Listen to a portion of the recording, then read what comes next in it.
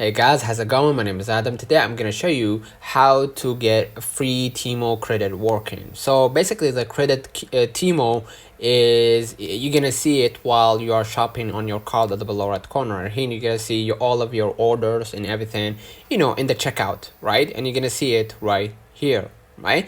So basically, if you want to see right here on your checkouts the order that you did or made, you're gonna see next to it like a credit balance, right, or something like that. So I'm gonna click on you're gonna see right here the credit balance, right? So basically that's gonna happen after you shop for a while on temu. So you're gonna get like kind of a balance on your wallet, right? So you're gonna get it like over time while you're shopping for temu. Basically eventually you'll be able to use the credit balance to how can I say minimize the amount of money that this product have, right? If it was expensive or something like that, or above the budget, just go ahead and use the credit balance. It's an alternative choice to how can I say, to make your payment within the budget or something like that. But you need to shop